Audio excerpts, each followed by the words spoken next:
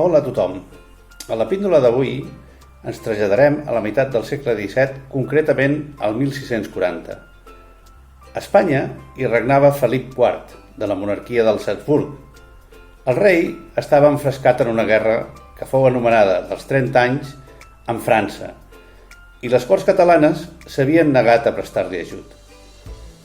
Per combatre els francesos des de la frontera del Rosselló, tropes castellanes havien entrat a Catalunya. L'exèrcit es va comportar com fan tots els exèrcits en temps de guerra, fent tota mena de malvestats.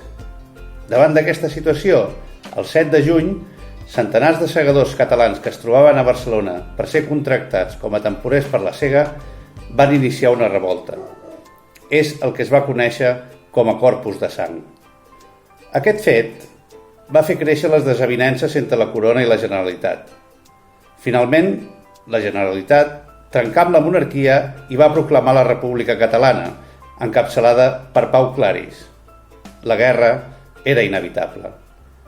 Durant el primer any de guerra, el 1641, el conde duque d'Olivares va nomenar virrei de Catalunya el marquès de los Vélez, Pedro Fajardo de Zúñiga i Requesens, i el va posar al front d'un exèrcit que, provinent de Castella, va envair el Principat des del sud.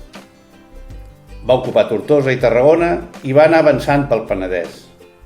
Aquesta marxa va caracteritzar-se pels actes de crueltat fets pels soldats de l'exèrcit reial, on hi havia castellans, portuguesos i italians, entre altres nacionalitats. Però quan va arribar a Barcelona, va ser derrotat el 26 de gener de 1641 a la batalla de Montjuïc. Aquesta derrota li va costar la destitució al marquès de los Vélez. Però aturem-nos un moment en el pas del marquès de los Vélez per Calafell. El saqueig i destrucció del castell i de tot Calafell es deuria produir segurament a finals del mes de gener de 1641, durant la retirada de les tropes castellanes. Tenim cròniques de l'època que ens expliquen la crueltat de l'exèrcit castellà, que no perdonava res ni a ningú. A Calafell, l'exèrcit castellà va enderrocar una part de la muralla del castell. Segurament va destruir la residència que hi havia dalt, les restes de la qual van aparèixer a les excavacions arqueològiques dels anys 80 del segle passat. Va incendiar una quarantena de cases del poble, és a dir, pràcticament totes les que hi havia, i no va respectar res, ni tan sols la rectoria, ja que el rector va explicar que fins i tot li havien robat els motllos per fer les hòsties. La gent, almenys alguns, es van amagar al castell, dins de la cisterna, i allà, en els murs, hi van escriure unes paraules desesperades explicant el que estava passant. El poble de Calafell es va refer d'aquesta desfeta. La campanya d'excavacions arqueològiques fetes l'any 2000 a tot el nucli antic van posar en evidència que les cases es van tornar a aixecar, però l'antic urbanisme creat durant l'època medieval va canviar. Espais que havien estat carrers van desaparèixer per ser ocupats per noves cases.